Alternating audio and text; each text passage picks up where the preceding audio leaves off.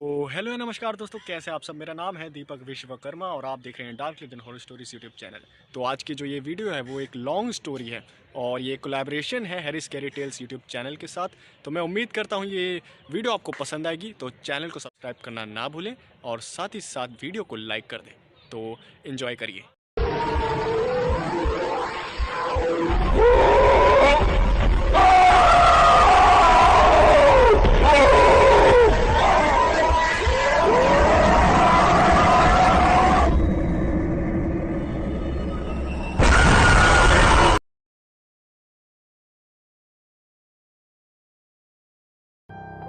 Hello and नमस्कार दोस्तों, मेरा नाम हैरी है। आप देख रहे हैं dark legend horror YouTube channel. तो सबसे पहले मैं थैंक्स कहना चाहूँगा डार्क लेजेंड हॉरर स्टोरी को, जिन्होंने मुझे मौका दिया अपने यूट्यूब चैनल पर आकर आप सभी को एक बेहद और डरावनी कहानी सुनाने का। और मैं उम्मीद करता हूँ कि ये स्टोरी आपको बहुत ही डरावनी लगेगी। और आपको ऐसी ही हॉरर स्टोरी सुनना पसंद है तो नीचे दिए गए डिस्क्रिप्शन के लिंक पर आप हमारे चैनल पर जा सकते हैं और प्लीज हमारे चैनल को सब्सक्राइब कीजिए।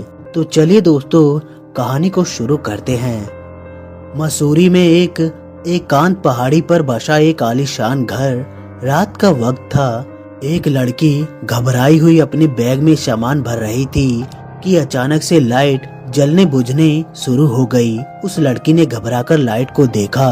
नहीं, बिल्कुल नहीं, अभी ये सब नहीं हो सकता, उस लड़की ने घबराकर कहा।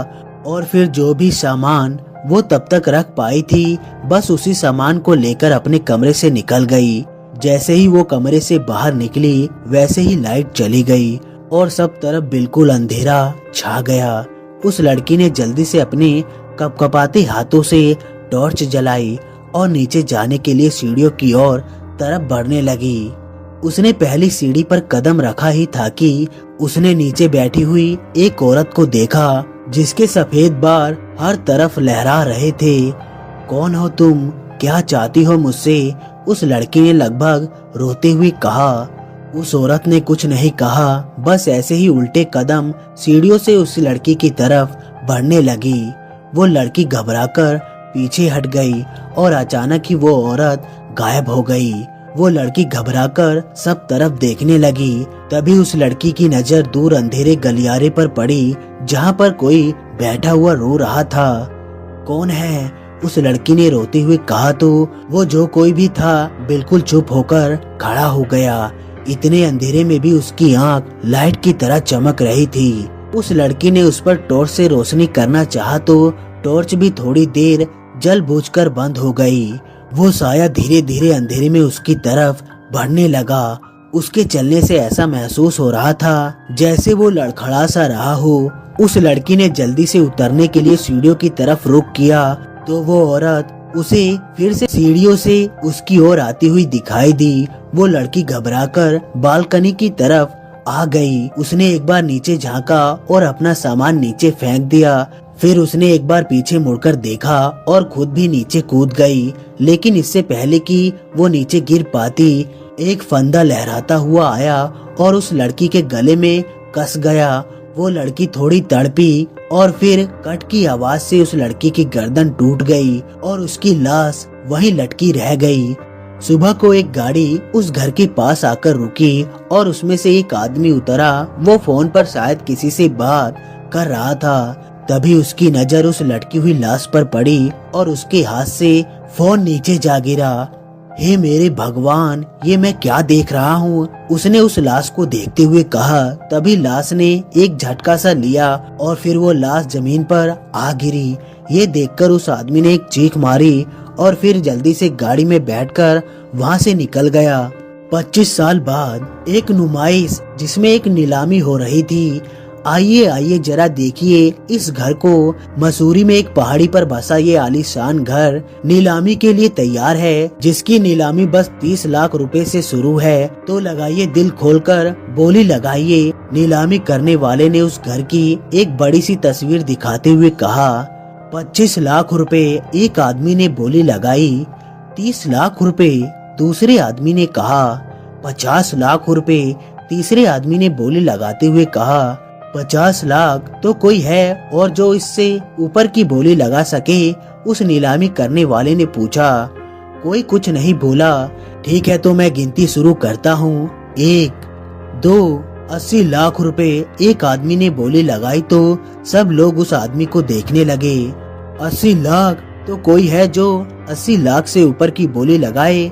उस नीलामी करने वाले ने पूछा। लेकिन कोई भी कुछ नहीं बोला। ठीक है तो ये आलीशान घर जाता है। किसी ने आकर उस नीलामी करने वाले के कान में जाकर नाम बताया तो ये आलीशान घर जाता है। रॉबिन डिसूजा को उस नीलामी वाले ने अपनी बात पूरी करते हुए कहा। रॉबिन डिसूजा जो कि एक मशहूर कारोबारी थे, उन्होंने ये घर खरीदा था। अगले दिन ही रॉबिन डिसूजा अपने पूरे परिवार के साथ उस घर के लिए निकल गए, जो कि मसूरी में रहने वाले लोगों के बीच सापित घर के नाम से मशहूर था। रॉबिन डिसूजा और उसका परिवार दोपहर तक वहां पहुंच गया। उसके परिवार में कुल मिलाकर 6 लोग थे। उनकी वाइफ लीना, उनकी 2 बेटी एनी और जेन, एक छोटा सा बेटा जेम्स और रॉबिन डिसूजा की मॉम शैली। वाओ, ये घर तो बहुत ही प्यारा है, एनी ने खुशी होते हुए कहा। सब लोग फिर उस घर में आ गए। वहाँ का केयर टेकर टॉम, जो अभी कुछ महीने पहले अपने पिता के गुजर जाने के बाद वहाँ लगा था, उसने घर की अच्छे से सफाई करवा दी थी। एनी और जेन, तुम दोनों को जो भी कमरा अच्छा लगे उसे अपने लिए ले लो। जाओ जेम्स, तुम भी जाओ, रॉबिन ने कहा तो तीनों बच्चे जल्दी से ऊपर चले गए। लीना, तुम मॉम को ले जाओ, कोशिश करना कि मॉम और हमारे लिए नीचे का ही कोई कमरा हो जाए। मैं इस घर को एक बार अच्छे से देखकर आता हूँ, रॉबिन ने कहा। ठीक है, लीना ने कहा और सैली को अपने साथ ले गई। रॉबिन बाहर आकर टॉम को आवाज देने लगा। थोड़ी ही देर में टॉम वहाँ आ गया। टॉम, जरा मुझे यहाँ का बेसमेंट दिखाओ, मैं देखना चाहता हूँ कि वहाँ कोई पुराना कबाड़ तो नहीं रखा, रॉबिन ने कहा। आइए सर, मेरे साथ आइए, टॉम ने कहा और रॉबिन उसके साथ साथ जाने लगा। टॉम रॉबिन को लेकर एक छोटे से कमरे में आ गया, जिसमें से बेसमेंट में जाने के लिए सीढ़ियां जा रही थी। दोनों उस बेसमेंट में आ गए। यहाँ कितना अंधेरा है, जरा रोशनी करो, रॉबिन ने कहा तो टॉम ने बल्ब जलाने के लिए स्विच ऑन किया, लेकिन बल्ब जला नहीं। क्या है ये सब, मैं तुम्हें इन सब के पैसे नहीं देता, रॉबिन ने डांटते हुए कहा। सॉरी सर, शायद यहाँ का बल्ब फ्यूज हो गया है, मैं बस अभी बल्ब लाकर इसे बदलता हूँ, टॉम ने हड़बड़ाते हुए कहा और जल्दी से सीढ़ियों से ऊपर चला गया। रॉबिन ने अपने मोबाइल की टॉर्च जला ली और वहाँ देखने लगा। तभी वहाँ अजीब सी स्मेल फैल गई। लगता है इसने जरूर यहाँ की सफाई नहीं करवाई है, रॉबिन ने अपनी नाक पर हाथ रखते हुए कहा। तभी उसे बेसमेंट के कोने से किसी के गुर्राने की आवाज आने लगी थी। रॉबिन धीरे धीरे उस तरफ बढ़ने लगा। उस बेसमेंट में बहुत सारा सामान फैला हुआ था। रॉबिन सामान को हटाता हुआ वहां पहुंचा तो उसने देखा कि एक बिल्ली कुछ अजीब सा खा रही है। जो बदबू उस बेसमेंट में फैली हुई थी वो वहीं से आ रही थी। उस बिल्ली ने गर्दन घुमाकर रॉबिन को देखा। उस बिल्ली की आंख चमक रही थी। रॉबिन घबराता हुआ पीछे हट गया। वो बिल्ली गुर्राकर रॉबिन को देखने लगी और फिर अचानक से ही उस बिल्ली ने रॉबिन के ऊपर छलांग लगा दी और रॉबिन ने उससे अपना चेहरा बचाने के लिए अपने चेहरे पर हाथ रख लिया।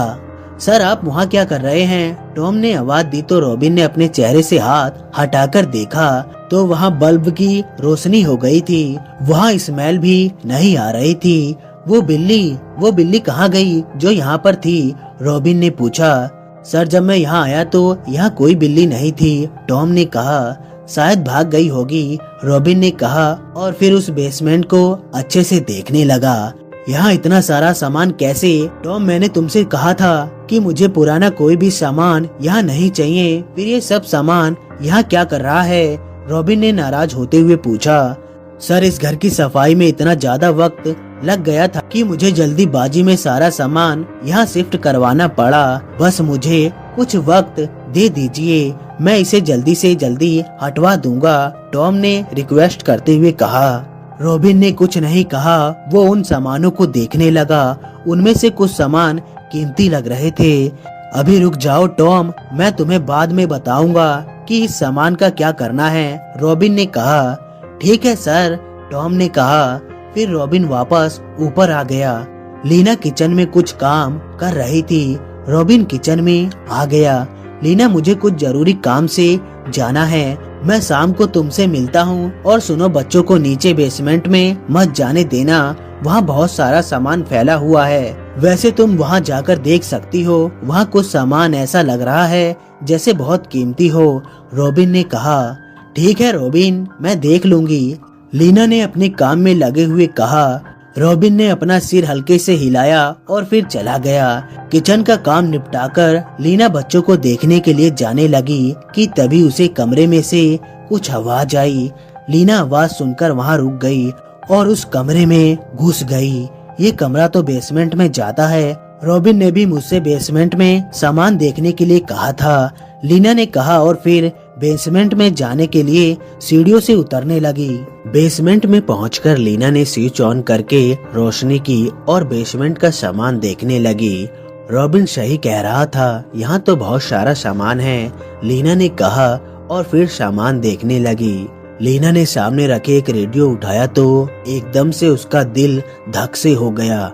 उस रेडियो के पीछे एक मूर्ति सी रखी हुई थी जो सिर से पांव तक एक सफेद कपड़े से ढकी हुई थी। लीना ने एक झलक उस मूर्ति को देखा और फिर सामान को देखने लगी। तभी खट की आवाज हुई और लीना को एहसास सा हुआ कि उस मूर्ति से ये आवाज आई है। लीना ने घबराकर उस मूर्ति को देखा तो उसकी गर्दन एक तरफ झुक गई थी। लीना हिम्मत करके उस मूर्ति से कपड़ा हटाने के लिए अपना हाथ आगे बढ़ाने लगी कि तभी उसे अपने पीछे से हंसने की आवाज आई और लीना ने चौंक कर पीछे देखा और फिर पलटकर उस मूर्ति की तरफ देखा तो वो मूर्ति वहाँ नहीं थी। लीना के शरीर में ठंडी सी लहर दौड़ गई। लीना जल्दी से उस बेसमेंट से निकली और उस कमरे के दरवाजे को अच्छे से बंद कर दिया। लगता है मैं कुछ ज्यादा ही थक गई हूँ, इसलिए मुझे ये सब वहम हो रहा है, लीना ने खुद को समझाते हुए कहा। शाम को सब इकट्ठे हो गए। वो लोग रोज शाम को प्रेयर करते थे, तो फिलहाल के लिए लीना ने डाइनिंग रूम में एक जगह क्रॉस और कुछ तस्वीर रखकर कैंडल जला ली थी। ठीक है बच्चों, अब सब गॉड से प्रेयर करोगे, लीना ने कहा। गॉड हमें ऐसे ही अपनी ब्लेसिंग देते रहना, लीना ने कहा। बाकी सबने भी उसके पीछे पीछे यही सब दोहराया। तभी एक झटके में वो सारी कैंडल बुझ गई और सारी लाइट भी एक एक करके बुझने लगी। बस उनके सिर के ऊपर की एक लाइट बची थी, वो भी बार बार जलने बुझने लगी थी और फिर वो भी बुझ गई और सब तरफ अंधेरा हो गया। सब तरफ इतना अंधेरा देखकर बच्चे घबरा गए थे और लीना से चिपट गए थे। रॉबिन ने जल्दी से टॉम को आवाज दी और थोड़ी ही देर में टॉम टॉर्च लेकर वहाँ आ गया। टॉम देखो जरा लाइट को, क्या हुआ है, रॉबिन ने कहा। सर मैं वही चेक कर रहा हूँ, बस थोड़ी ही देर में लाइट आ जाएगी, टॉम ने कहा और वहाँ से चला गया। घबराओ नहीं बच्चों, लाइट बस आने ही वाली है, लीना ने तीनों बच्चों से कहा। थोड़ी ही देर में लाइट आ गई। लाइट आने पर लीना ने देखा कि वो क्रॉस उल्टा हो गया है।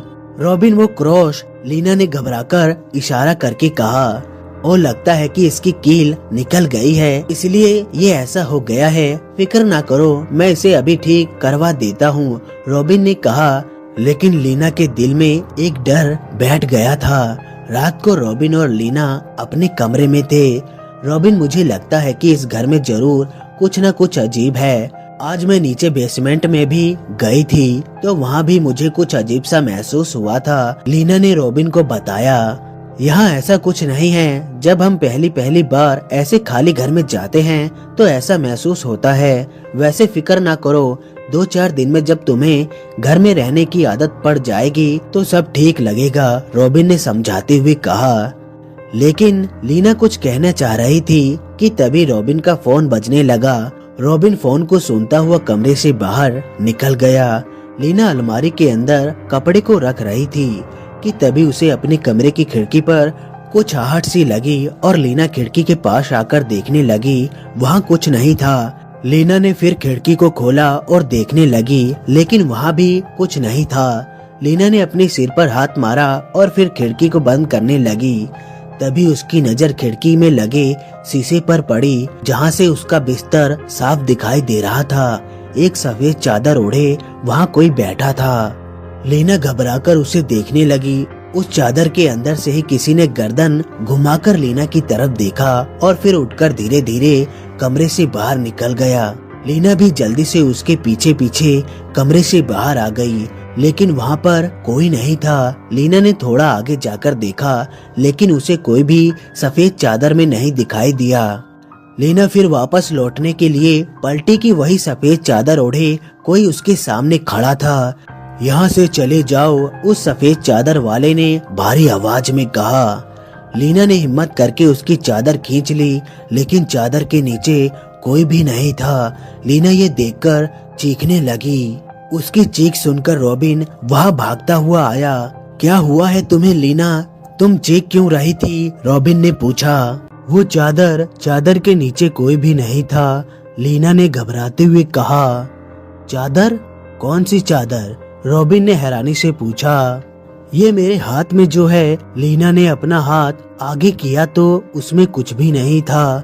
ऐसे कैसे हो सकता है?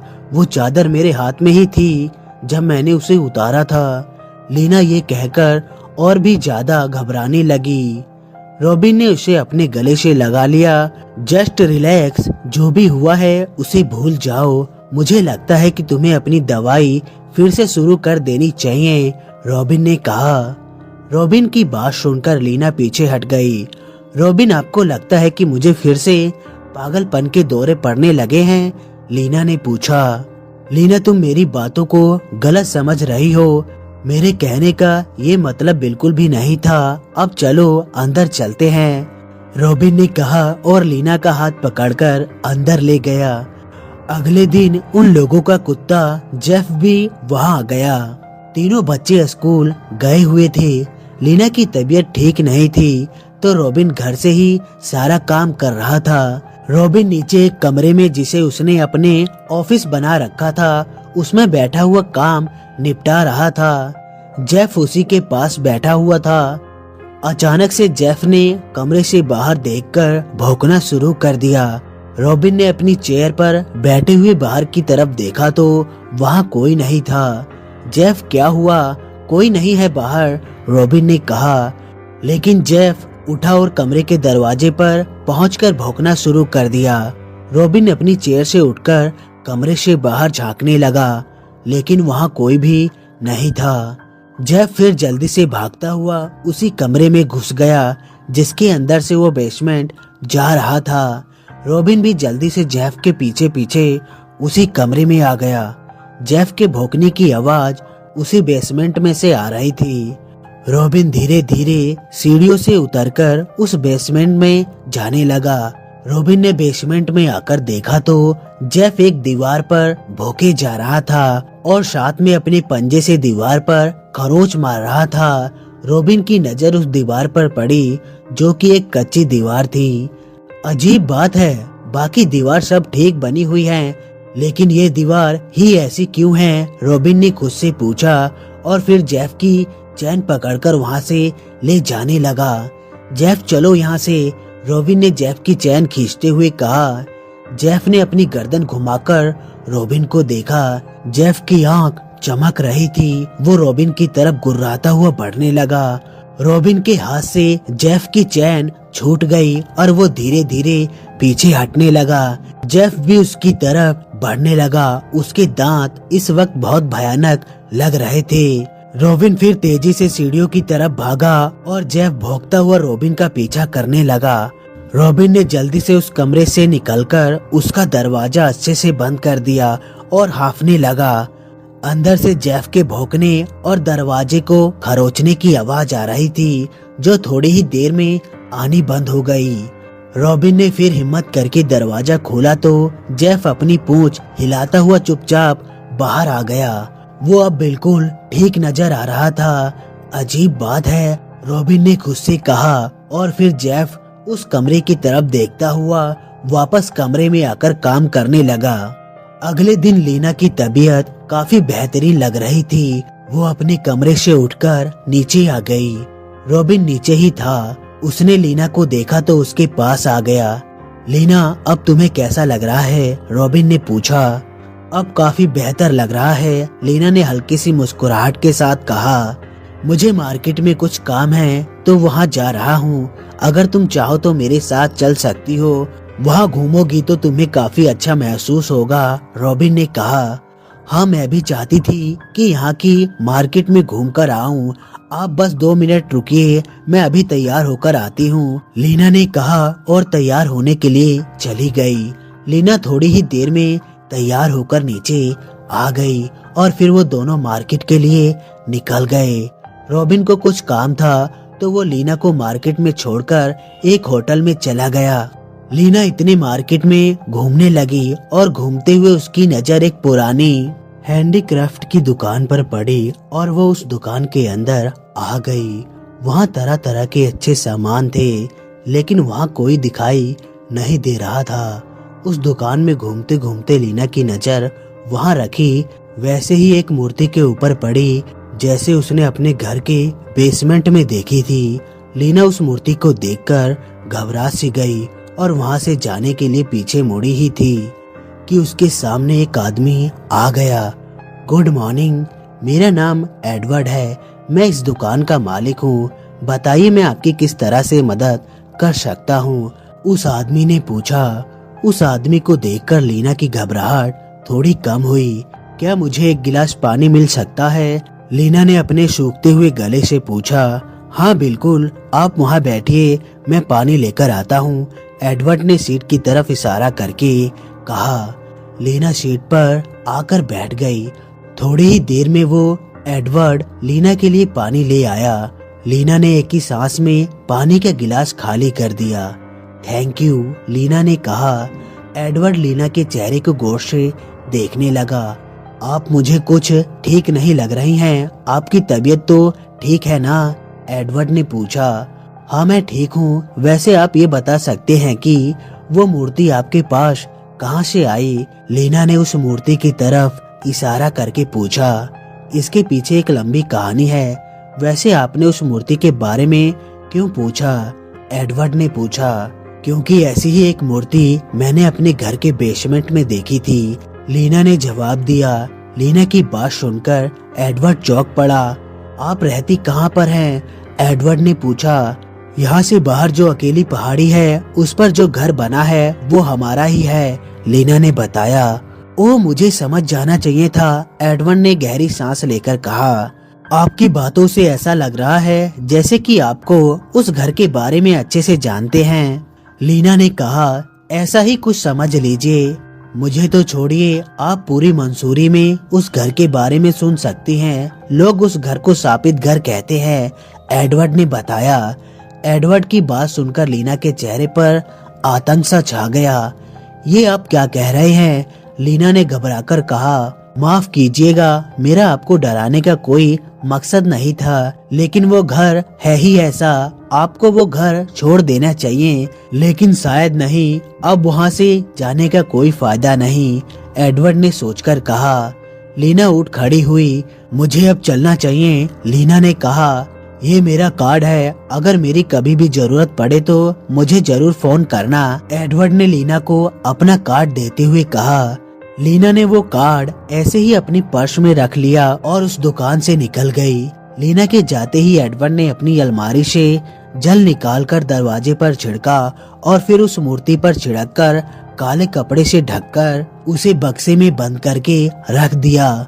मार्केट से वापस आते हुए लीना के दिमाग में वही सब बात चल रही थी। रॉबिन, क्या इस घर को सब शापित घर कहते हैं? लीना ने रॉबिन से पूछा।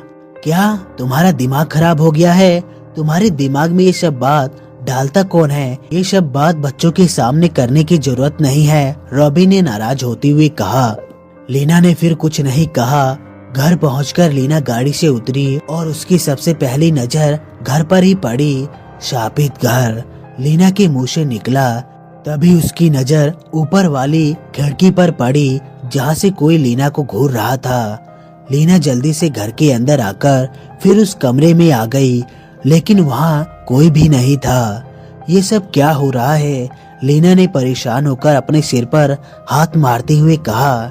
उसी दिन शाम में रॉबिन की मॉम अपने कमरे में सोई हुई थी। उन्हें जल्दी सोने की आदत थी। सोते हुए अचानक से उनका दम सा घुटने लगा। उन्होंने अपनी आंख खोली तो कोई उनका गला दबा रहा था। उन्होंने चिल्लाने की कोशिश की लेकिन उनके गले से आवाज नहीं निकल पा रही थी। वो हाथ उनकी गर्दन पर कसता जा रहा था। रॉबिन की मॉम ने जैसे तैसे कोशिश करके खुद को छुड़वाया और फिर दरवाजे की तरफ भागी, लेकिन पीछे से एक फंदा आया और वो पीछे की तरफ खिंच गई और कुछ ही देर में उनकी लाश पंखे से लटकने लगी। रात बढ़ती ही जा रही थी और जैसे ही घड़ी ने रात के 3 बजाए तो वैसे ही उस घर में लगे हुए क्रॉस एक एक करके उल्टे होने शुरू हो गए। एनी और जेन दोनों अपने कमरे में सो रही थी कि तभी उनके कमरे पर किसी ने 3 बार दस्तक दी। वो दस्तक इतनी तेज थी कि एनी और जेन की आंख अचानक से खुल गई। कौन है? जेन ने आवाज देकर कहा, लेकिन बाहर से किसी ने भी जवाब नहीं दिया। जेन धीरे से अपने बिस्तर से उठी। दीदी वहाँ मत जाओ, एनी ने घबराते हुए कहा। एनी की बात सुनकर जेन भी वापस लौट गई। दोनों घबराकर दरवाजे की तरफ देख रही थी। जेन ने लाइट जलाने की कोशिश की लेकिन लाइट नहीं जली। तभी उनके कमरे का दरवाजा चर की आवाज करता हुआ धीरे से खुल गया और एनी चीखती हुई जेनी के पास बिस्तर पर आ गई। एनी डरो मत, कुछ नहीं है, जेनी ने घबराते हुए कहा। उस दरवाजे के खुलते ही कमरे में एक दुर्गंध फैलने लगी थी। दोनों ने अपनी नाक पर हाथ रख लिया। तभी बाहर से एक बिल्ली भागती हुई आई और उनके बिस्तर के नीचे घुस गई। बिल्ली, ये दरवाजा जरूर बिल्ली ने ही खोला होगा और अब वो हमारे बिस्तर के नीचे है, जेनी ने कहा और फिर उस बिल्ली को देखने के लिए बिस्तर से नीचे झांककर देखने लगी कि तभी बिस्तर के नीचे से 2 हाथ निकले और जेनी को नीचे खींचने लगे। एनी मुझे बचाओ, जेनी ने चिल्लाकर कहा।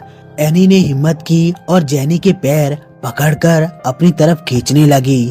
थोड़ी ही देर में अंदर से वो हाथ गायब हो गया और जेनी और एनी बिस्तर से नीचे आ गिरी। दोनों फिर घबराती हुई उस कमरे के दरवाजे की तरफ भागी और कमरे से बाहर निकल गई। लीना अपने बिस्तर पर सो रही थी। सोते सोते अचानक से ही उसकी नींद खुल गई। उसने उठकर लाइट ऑन की और उसके बाद जैसे ही उसकी नजर अपने बिस्तर पर पड़ी तो उसके खून में एक सर्द लहर दौड़ गई। एक लड़की बिस्तर पर पड़ी थी जिसके गले में गहरा निशान पड़ा हुआ था। लीना को देखते ही वो लड़की उठ गई और लीना के करीब आकर उसने अपनी आंख खोल दी। भाग जाओ, नहीं तो तुम भी नहीं बचोगी, उस लड़की ने जैसे ही ये कहा, लीना चीखती हुई दरवाजे से बाहर निकल गई। उसने बाहर आकर देखा तो उसके सामने ही उस लड़की ने फंदा लगाया और लटक गई। कट की आवाज आई और उस लड़की की गर्दन एक तरफ झूल गई। लीना अपने बेकाबू हुई धड़कनों को काबू करती हुई उसके करीब जैसे ही आई वैसे ही वो फंदा टूट गया और वो लड़की लीना के ऊपर जा गिरी। भाग जाओ, उस लड़की ने कहा और लीना ने उसे धक्का दिया और चीख मारती हुई दूसरी तरफ भाग खड़ी हुई। दूसरी तरफ से एनी और जेनी भागती हुई आ रहे थे। उन दोनों ने जैसे ही लीना को देखा तो वो लीना को आवाज देने लगी, मॉम, वो हमारे कमरे में कोई है। जेनी ने घबराते हुए कहा, क्या? तुम फिक्र मत करो बच्चों, बस मेरे साथ ही रहना। लीना ने उनके सिर पर हाथ फेरते हुए कहा। वैसे तुम्हारा भाई जेम्स कहाँ है? लीना ने चिंता करते हुए पूछा। मॉम, वो अपने कमरे में ही है, एनी ने कहा। तुम दोनों नीचे अपने डैड के पास जाओ, मैं जेम्स को लेकर आती हूँ। लीना ये कहकर जेम्स के कमरे की तरफ बढ़ गई। जेम्स अपने कमरे में सोया हुआ था कि तभी अचानक उसके कमरे में रखे सारे खिलौने एक साथ बजने लगे। जेम्स घबराकर उठ गया और उन खिलौनों को देखने लगा। एक गुड्डा चलता हुआ जेम्स के बिस्तर के नीचे घुस गया। जेम्स ने हिम्मत करके बिस्तर के नीचे देखा तो एक औरत उसके बिस्तर के नीचे छुपी हुई बैठी थी और वो गुड्डा उसी के हाथ में था। मेरी लाडो, ये कहकर वो औरत उस गुड़िया के सिर पर हाथ फेरने लगी और फिर उस गुड्डे की गर्दन पकड़कर तोड़ दी और फिर वो औरत अपनी गर्दन घुमाकर जेम्स को देखने लगी। मॉम, जेम्स चिल्लाकर बिस्तर पर बैठ गया। उस औरत के बड़े पंजे धीरे धीरे बिस्तर से ऊपर आने लगे थे। तभी दरवाजा खुला और लीना बाहर से आ गई। जेम्स, थैंक गॉड तुम ठीक हो, लीना ने कहा और जेम्स को अपनी गोद में उठाकर नीचे की तरफ आ गई। रॉबिन अभी भी नीचे वाले कमरे में बैठा हुआ काम निपटा रहा था। तभी एनी और जेनी दौड़ती हुई वहां आ गई। डैड, कोई खतरनाक चीज हमारे कमरे में आ गई है, जेनी ने घबराते हुए कहा। डरावनी चीज? एक तो मैंने तुम बच्चों को हमेशा मना किया होगा कि कोई भी ऐसी डरावनी फिल्म या नाटक मत देखा करो, इसी वजह से तुम लोगों को डर लग रहा होगा, रॉबिन ने थोड़ा नाराज होते हुए कहा। डैड, आप हमारी बातों का विश्वास करें, हम दोनों सच कह रहे हैं, एनी ने जोर देते हुए कहा। तुम्हारी मॉम कहाँ है? रॉबिन ने पूछा। मॉम भी जेम्स को लेकर नीचे आ रही हैं, जेनी ने बताया। पीछे से लीना जेम्स के साथ वहां आ गई। लीना, ये सब क्या है? रॉबिन ने झलकते हुए लीना से पूछा। ये सब सच है रॉबिन, इस घर में जरूर कुछ है, लीना ने घबराते हुए कहा। जस्ट शट अप, ऐसा कुछ भी नहीं है। चलो आओ जरा मुझे दिखाओ कौन सा भूत यहाँ आ गया है, रॉबिन ने लीना का हाथ पकड़कर ले जाते हुए कहा। एनी, जेन, तुम दोनों इस कमरे से बाहर मत निकलना और जेम्स का भी अच्छे से ख्याल रखना, मैं बस अभी आ रही हूँ, लीना ने दोनों बच्चों को समझाते हुए कहा। उसके बाद लीना रॉबिन के साथ ऊपर आ गई। रॉबिन पहले लीना के कमरे में आया और फिर बच्चों के कमरे में आया। लो देख लो अपनी आंखों से, है यहाँ कुछ भी नहीं है, पता नहीं तुम लोगों को क्या क्या दिखाई देता है, रॉबिन ने नाराज होते हुए कहा। लेकिन, लीना ने मायूसी से कहा। लेकिन वेकिन कुछ नहीं, अब चलो नीचे चलते हैं, रॉबिन ने कहा और लीना को साथ लेकर कमरे से निकला ही था कि तभी उसे वॉशरूम से पानी गिरने की आवाज आने लगी। रॉबिन ने चौंक कर लीना को देखा और फिर धीरे धीरे वॉशरूम की तरफ बढ़ने लगा। रॉबिन ने वॉशरूम का दरवाजा जल्दी से खोलकर देखा तो वहाँ कुछ भी नहीं था, बस पानी की टंकी खुली हुई थी। ये पानी की टंकी भी कोई बंद नहीं करता, ये कहकर रॉबिन उस टंकी को बंद करके वापस आ रहा था कि अचानक वो फिसलकर नीचे गिर पड़ा। रॉबिन, लीना ये कहकर आगे बढ़ी ही थी कि वॉशरूम का दरवाजा एक झटके में ही बंद हो गया। लीना वॉशरूम का दरवाजे पर पहुंचकर दस्तक देने लगी। रॉबिन, तुम ठीक तो हो ना? लीना ने चिल्लाकर कहा और साथ ही वॉशरूम के दरवाजे को खोलने की कोशिश करने लगी। उधर रॉबिन अंदर से वॉशरूम के दरवाजे को खोलने की कोशिश कर रहा था कि अचानक वहां अंधेरा हो गया। ये लाइट कैसे बुझ गई? रॉबिन ने कहा। उसके माथे पर अब पसीने की बूंद दिखाई देने लगी थी। रॉबिन फिर धक्का मारकर दरवाजे को खोलने की कोशिश करने लगा। कोई नहीं बचेगा, रॉबिन के कान के पास एक सरसराहट सी होकर गुजर गई। रॉबिन ने गर्दन घुमाकर देखा तो उसे अपने से कुछ दूर दो चमकदार आंख दिखाई दी जो लाइट की तरह चमक रही थी। उसे देखकर रॉबिन ने और भी जल्दी जल्दी दरवाजे पर धक्का मारना शुरू कर दिया। धीरे धीरे वो आंख उस अंधेरे में रॉबिन के पास आती जा रही थी। गॉड प्लीज ये दरवाजा खुल जाए, रॉबिन बड़बड़ाए जा रहा था। वो आंख जैसे ही रॉबिन के करीब आई वैसे ही वॉशरूम का दरवाजा खुल गया और रॉबिन जल्दी से बाहर निकलकर लीना से लग गया। चलो यहाँ से जल्दी निकलो, ये कहकर रॉबिन लीना का हाथ पकड़कर सीढ़ियों की तरफ बढ़ गया। वहाँ जितनी पेंटिंग लगी हुई थी वो सब एक एक करके गिरकर चकनाचूर होने लगी। वो दोनों जल्दी से वहाँ आ गए जहाँ तीनों बच्चे थे। लीना, तुम यहीं बच्चों के पास रहो, मैं मॉम को और लेकर आता हूँ, रॉबिन ने कहा और फिर जल्दी से अपनी मॉम के कमरे पर पहुँचा और दरवाजा खोलकर देखा तो उसकी मॉम फंदा लटकाई हुई थी। रॉबिन को ये देखकर उसकी आंखों में आंसू आ गए थे। मॉम, रॉबिन ये कहकर आगे बढ़ा ही था कि उसकी मॉम फंदे समेत नीचे फर्श पर आ गिर पड़ी और तभी कहीं से आवाज आई, भाग जाओ, और रॉबिन उल्टे पैर कमरे से बाहर भाग गया। बाहर आकर रॉबिन ने टॉम को आवाज देने लगा। टॉम कहाँ हो, जल्दी यहाँ आओ। रॉबिन चिल्लाने लगा, लेकिन टॉम की तरफ से कोई जवाब नहीं आया। टॉम, रॉबिन एक बार फिर चिल्लाया। तभी पास की एक खिड़की से एक बड़ी सी गेंद सी उछलती हुई उसके पास आ गिरी। रॉबिन ने जब उसे ध्यान से देखा तो वो टॉम की कटी हुई गर्दन थी। रॉबिन उसे देखकर बहुत ज्यादा घबरा गया और वापस लीना और बच्चों के पास उस कमरे में आ गया और कमरे को अंदर से बंद करके बैठ गया। सब सिकुड़े हुए कमरे के एक कोने में बैठे हुए थे। रॉबिन ने पुलिस को फोन मिलाकर सारी बात बता दी।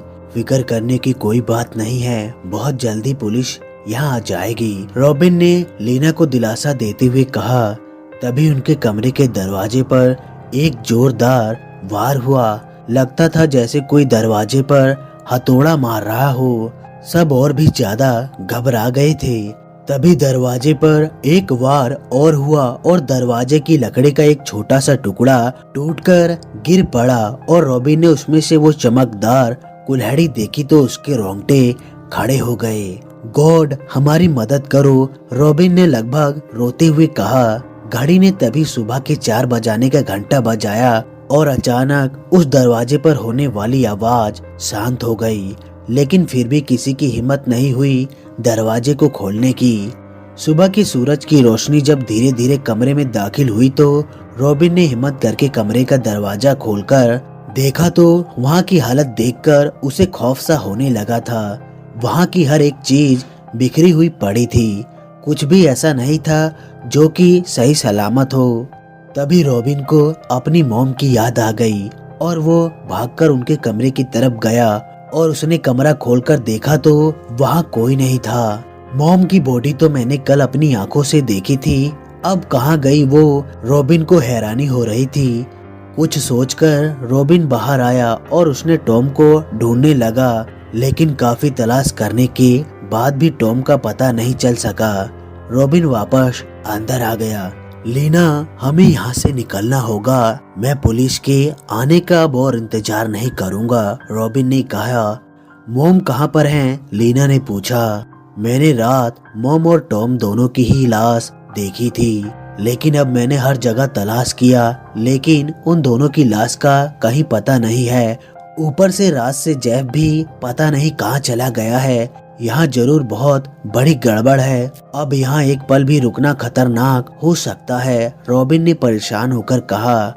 रॉबिन, वो सब तो ठीक है, लेकिन जो हमारा सामान यहाँ पर है उसका क्या? लीना ने पूछा।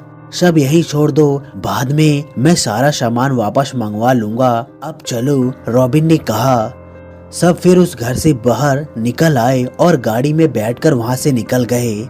रॉबिन उस जगह से जल्दी निकल जाना चाहता था, इसलिए उसने गाड़ी की स्पीड तेज रखी हुई थी, लेकिन उसे आगे जाकर गाड़ी रोक देनी पड़ी।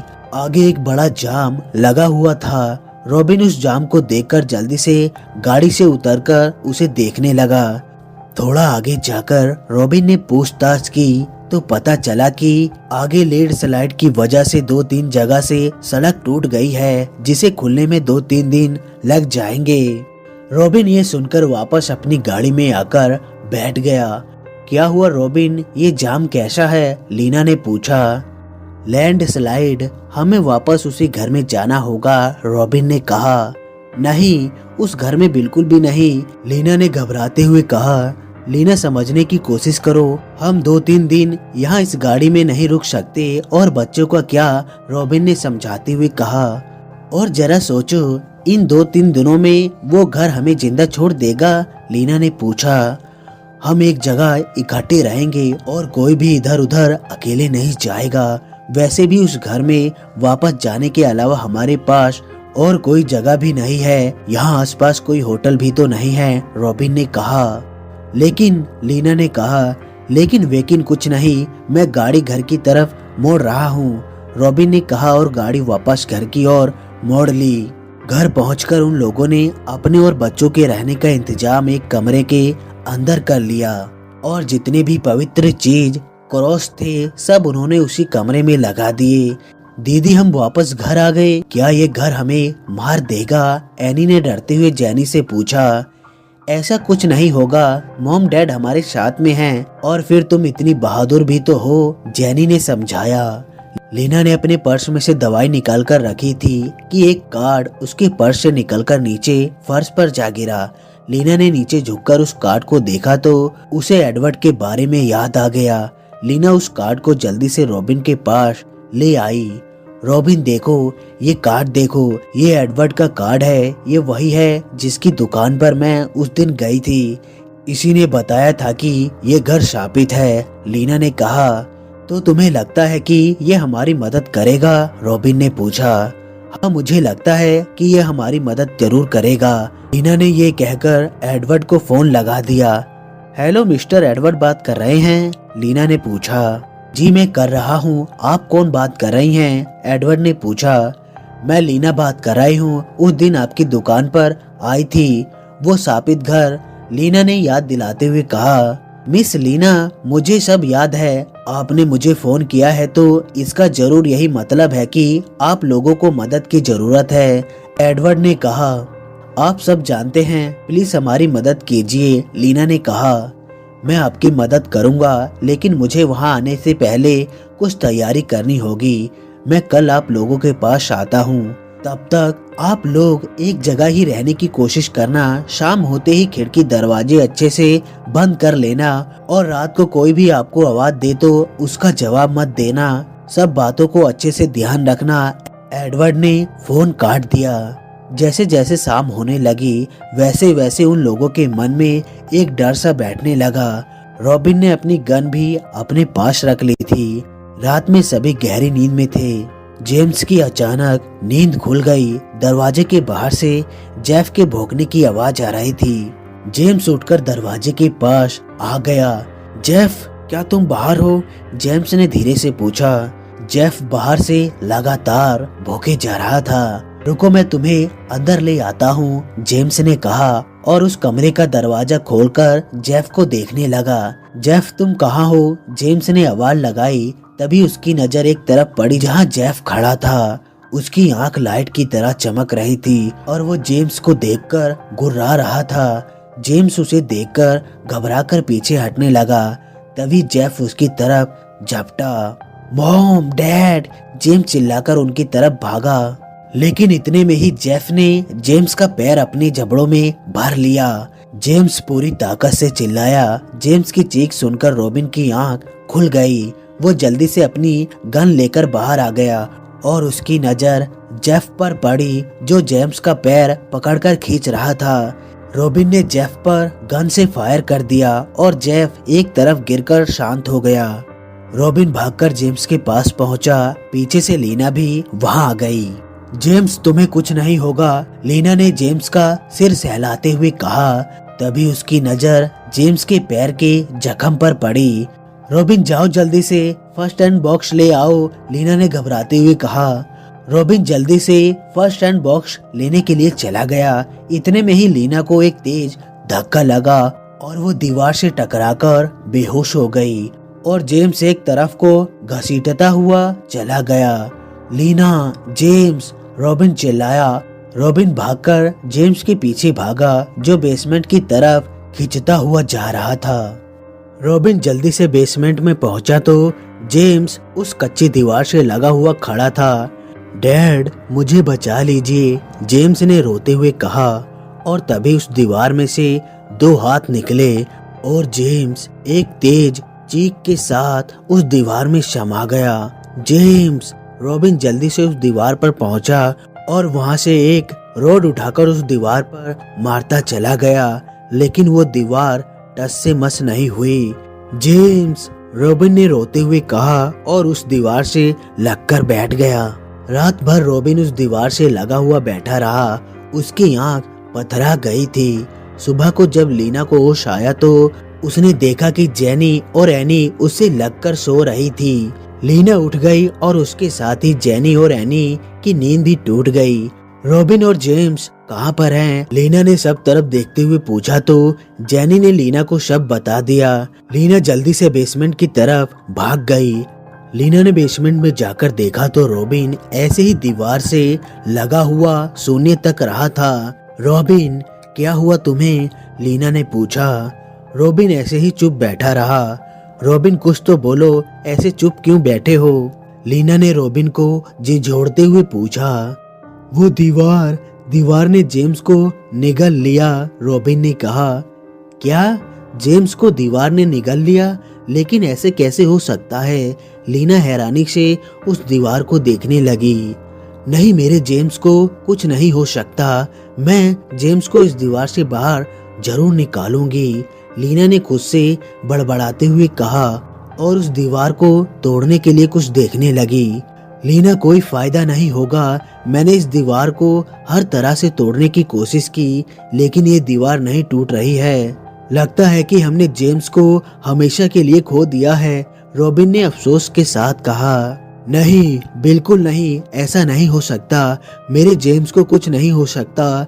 ये कहकर लीना फूट फूट कर रोने लगी।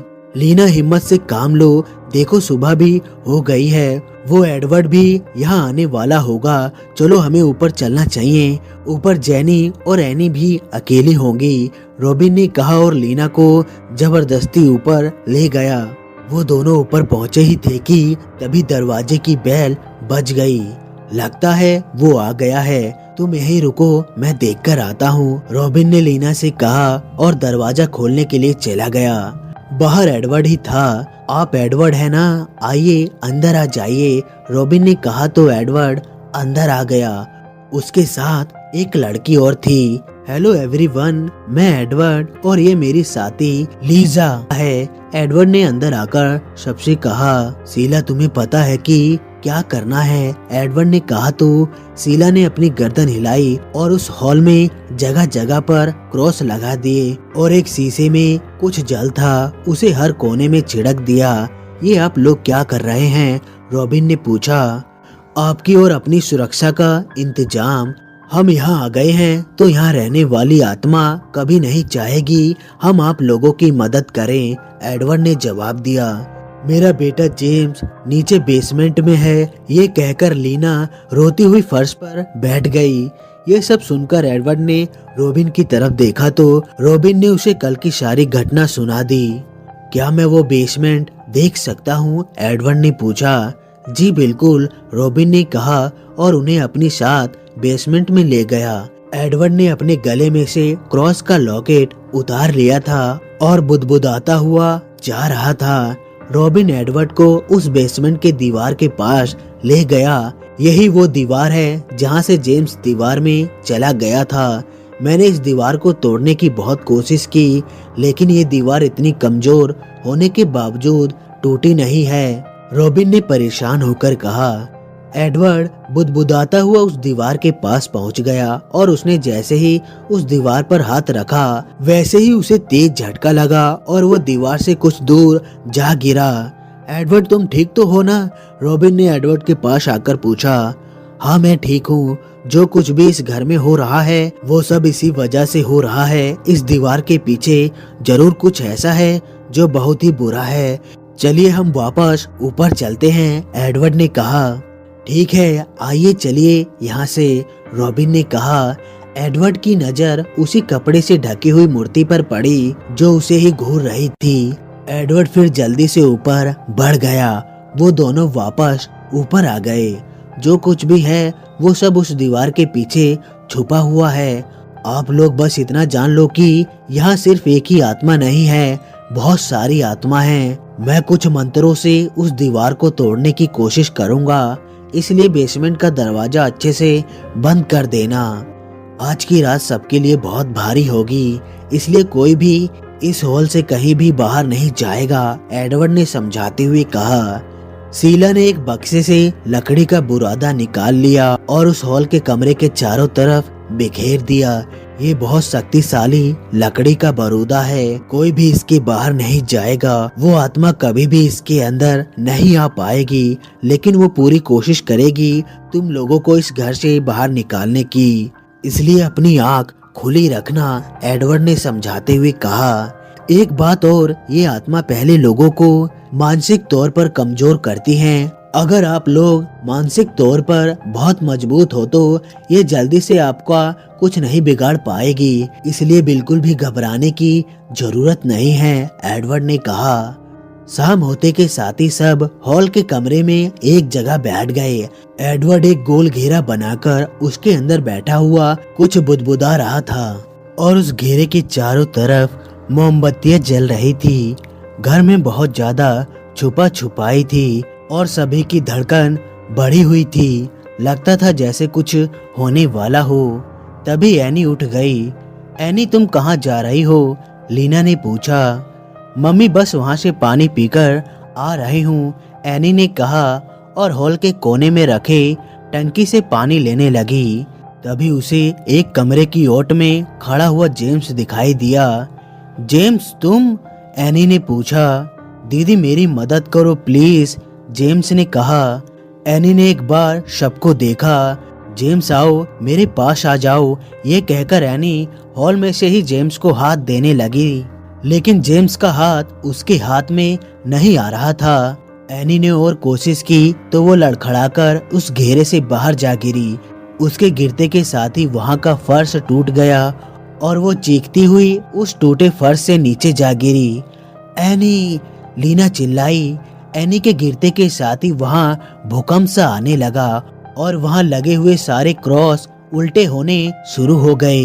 रॉबिन भागकर उस टूटे फर्श की तरफ बढ़ा और उसने वहाँ झांककर देखा तो वहाँ अंधेरे में कुछ भी नहीं दिखाई दे रहा था।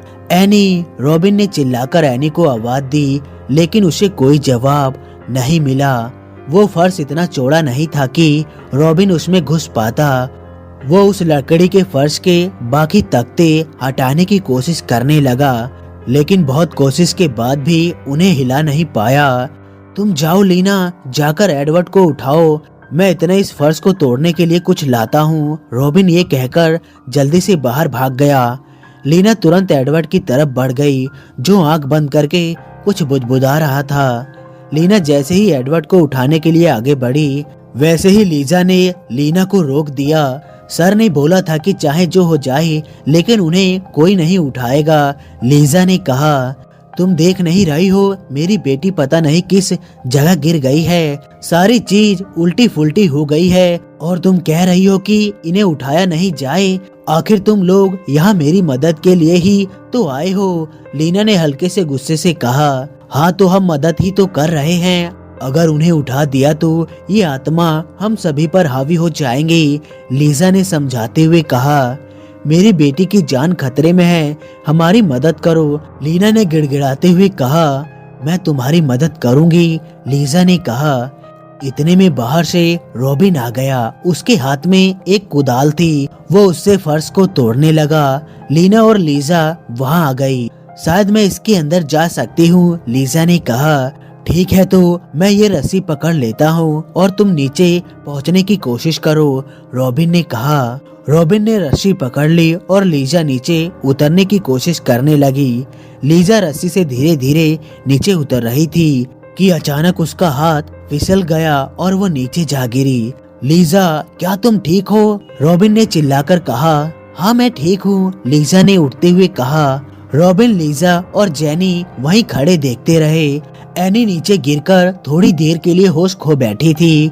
उसे जब होश आया तो उसने खुद को बेसमेंट में पाया। एनी को बहुत ज्यादा डर लग रहा था। मॉम, डैड, एनी ने चिल्लाकर कहा, लेकिन शायद उसकी आवाज किसी के कानों तक नहीं पहुंच पाई। बेसमेंट में एक तरफ से हल्की सी रोशनी आ रही थी।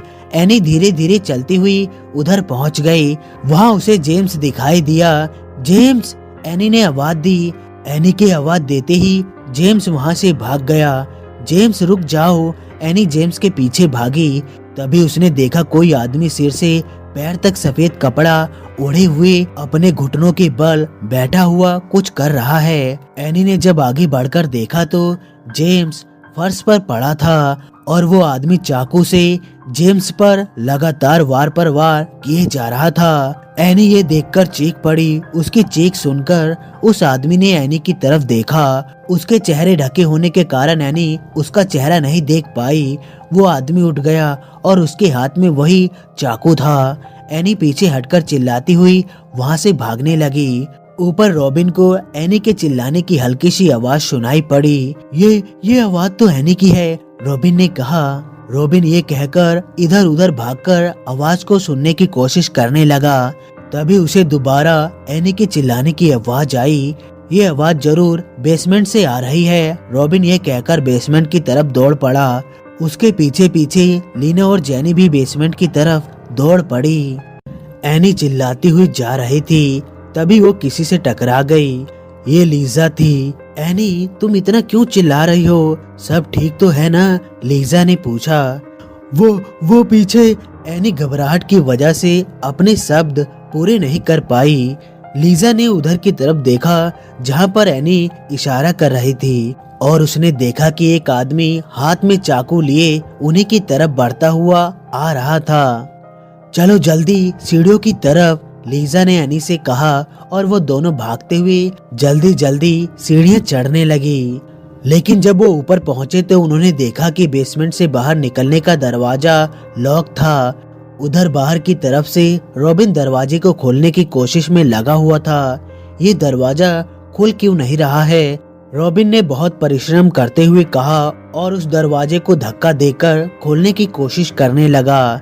एडवर्ड अपनी आंख बंद किए हुए वहाँ मंत्र बुदबुदाता रहा। उसने एक हाथ में क्रॉस का लॉकेट पकड़ रखा था। तभी उसके चारों तरफ रखी हुई मोमबत्तियां बुझ गई और एडवर्ड की आंख खुल गई।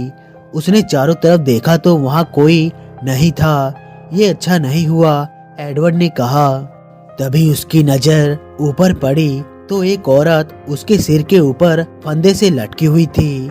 एडवर्ड की आंख उसे देखकर फैल गई। उसने पीछे हटने की कोशिश की, लेकिन खट की आवाज से वो रस्सी टूट गई और वो औरत एडवर्ड के ऊपर आ गिरी। एडवर्ड का लॉकेट उसके हाथ से छूट गया। उस औरत ने अपनी आंख खोल दी और वो औरत फिर एडवर्ड के गला दबाने लगी। एडवर्ड खुद को छुड़ाने की पूरी कोशिश कर रहा था, लेकिन वो खुद को छुड़ा नहीं पा रहा था। उस औरत के हाथों का फंदा एडवर्ड के गले पर कसता जा रहा था। आखिर में एडवर्ड ने अपनी पूरी ताकत लगाकर उस औरत के हाथों से अपना गला छुड़वा लिया और उस औरत को पीछे ढकेल दिया। उसके बाद एडवर्ड अपने लॉकेट की तरफ भागा, लेकिन पीछे से एक फंदा उसके गले में आ फंसा और फिर एडवर्ड उस फंदे से लटक कर छटपटाने लगा। वो आदमी हाथ में चाकू लिए हुए धीरे धीरे सीढ़ियों से ऊपर बढ़ रहा था। दरवाजा खोलो, लीजा ने चिल्लाकर कहा। रॉबिन अपनी पूरी ताकत से दरवाजे पर धक्का मार रहा था।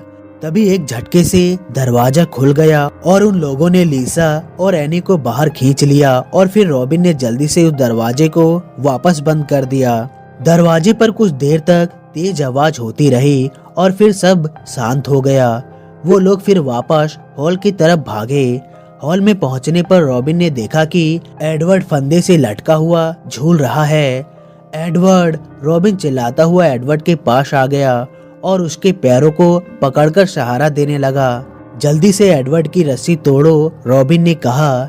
लीजा ने जल्दी से मेज पर रखे चाकू उठा लिया और कुर्सी पर चढ़कर एडवर्ड की रस्सी काटने लगी। रॉबिन ने एडवर्ड को चेक किया। हल्की सी नब्ज चल रही है। ये कहकर रॉबिन एडवर्ड के सीने पर हाथ से दबाकर उसे सांस देने लगा। कुछ ही देर में एडवर्ड खांसता हुआ होश में आ गया। तुम ठीक तो हो ना? रॉबिन ने पूछा। हाँ, बेहतर हूँ, एडवर्ड ने हाँफते हुए कहा। एडवर्ड ने जल्दी से अपना लॉकेट उठा लिया। तभी एक तेज हवा के साथ वो बेसमेंट का दरवाजा टूट गया और वो आदमी चाकू लेकर बाहर आ गया।